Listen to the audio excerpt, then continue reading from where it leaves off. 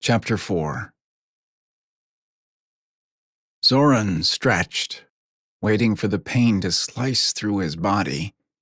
He kept his eyes closed as he sent out his senses to determine what dangers might be close at hand. When he didn't feel the normal wrenching of pain, he froze. He could feel his symbiot moving around his body, repairing the damage.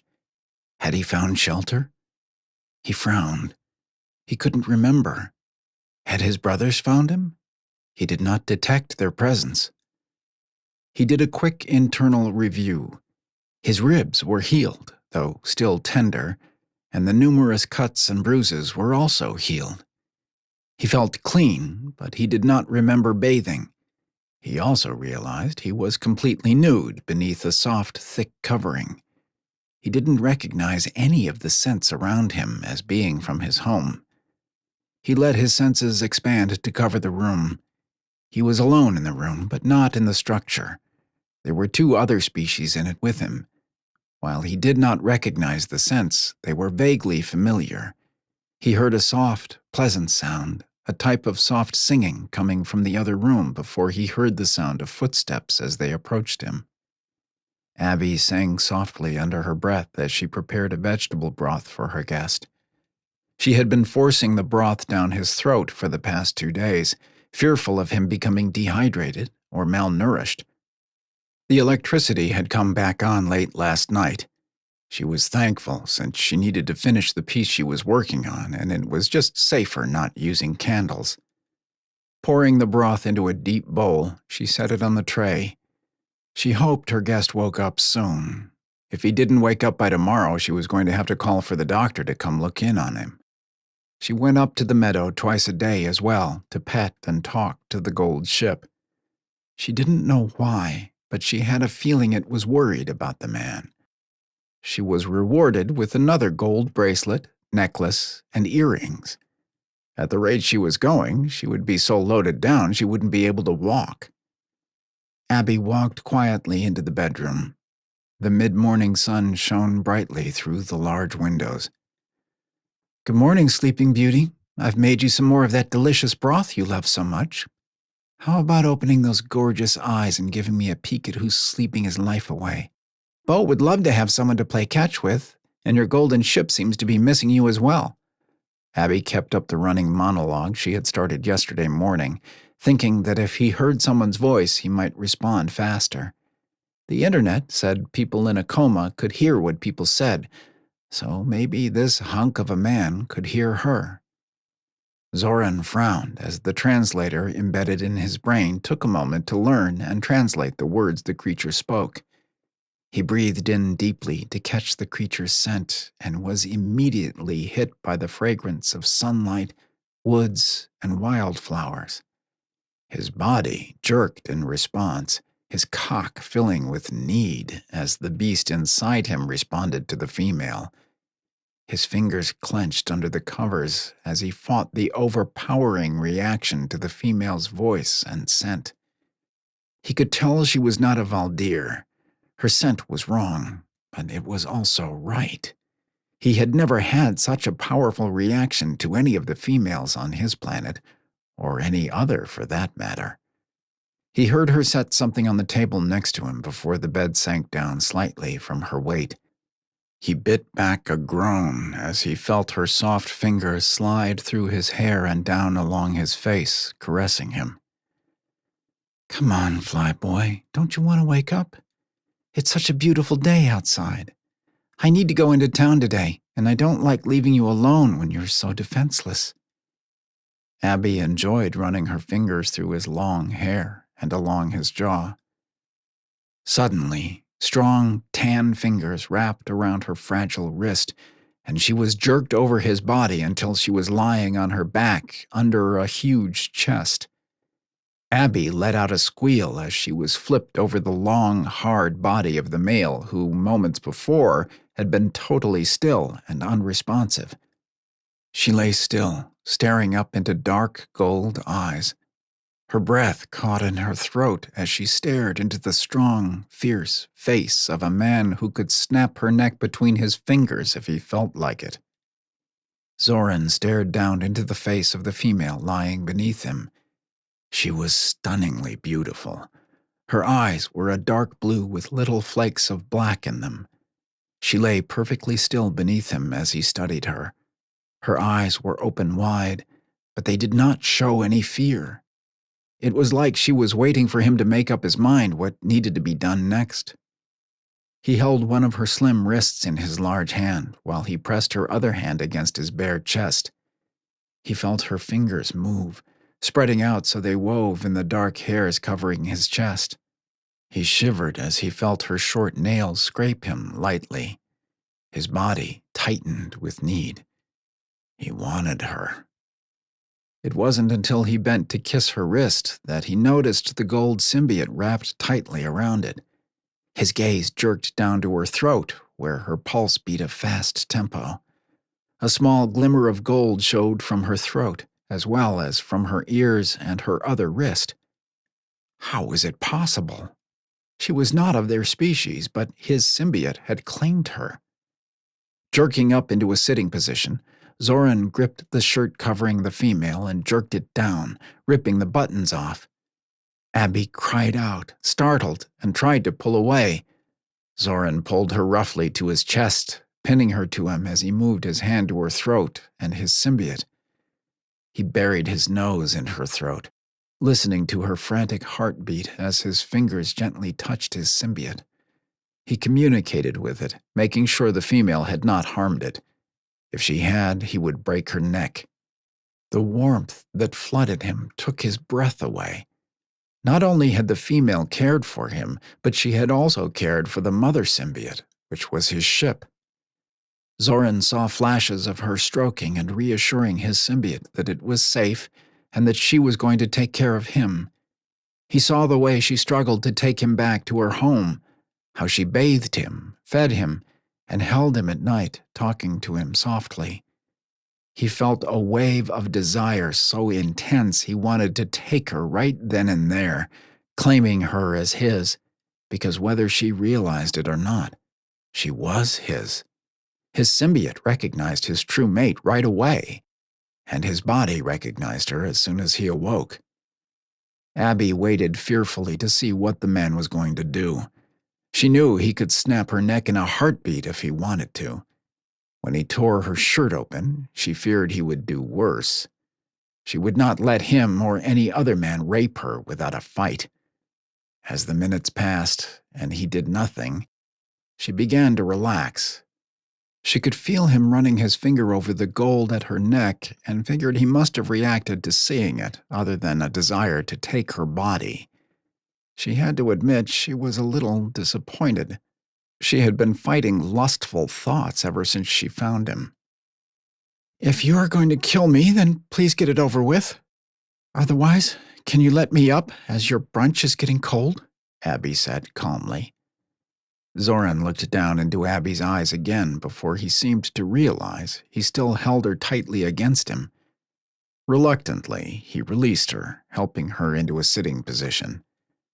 Abby smiled gently while trying to hold her blouse together. She blushed when she saw his eyes follow her movement, and she felt her nipples swell in response. She turned even redder when she saw the desire come into his eyes, as if he knew her response to him. Abby scooted to the side of the bed away from him and stood up. "Do you understand me?" Zoran watched carefully as the female moved hesitantly around the end of the bed. He knew she wanted to escape, but he had no desire to let her leave his sight. "Z." Abby frowned. He seemed to understand her, but she didn't understand what he was saying. "Z, is that yes?" "Z," Zoran said with a frown. Didn't her translator work? Abby sighed as she moved toward the door. "I need to put on a new shirt. I'll be back in a minute." Abby whirled around to leave, only to find herself caught up against his broad chest again.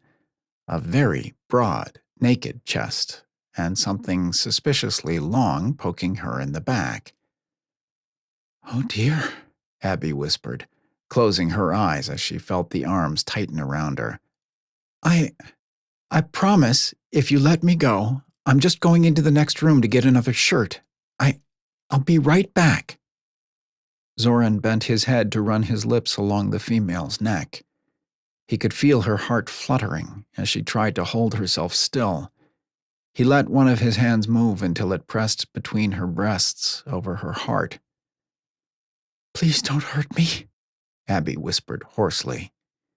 Zoran frowned when he heard her softly spoken words. She was afraid of him. He felt her body begin to shake. He did not mean to frighten her. He just wanted to prevent her from leaving his sight. The symbiote moved around the female's neck to wind around his wrist. He felt a slight shock, as if it was warning him to be careful. He jerked his hand back, staring in shock. Never had his symbiote behaved this protectively against him. Abby felt his hand move away from her and jerked away, turning and holding her hand out to stop the man from advancing on her.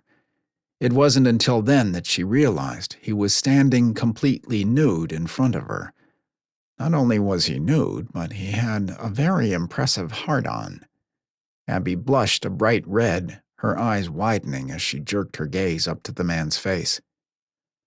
"Oh, dear," Abby said, putting a hand over her eyes as she tried to back up. She felt behind her until she found the door frame and moved in jerky steps until she was clear and could run for her bedroom. Zoran watched as the female in front of him jerked away, her eyes widening as she took in his state of undress, and her face flushed a bright pink. She looked adorable with her wide blue eyes and lush, rounded lips. Just as quickly, she covered her eyes with one hand while feeling her way out the door with the other. Zoran did not understand why she felt the need to cover her eyes. His people were quite comfortable with their bodies, and the females often walked around without clothing while inside. He felt a soft chuckle escape as he became aware the female was totally unaware that when she covered her eyes and felt for the doorway, she left her torn shirt open for him to observe her body. A thin, lacy cloth covered her full breasts that he found very arousing as it pushed her breasts up, and only a hint of her colorful nipples was visible. She had a full figure with a small waist and hips made for grabbing. He felt himself growing harder as she moved away from him.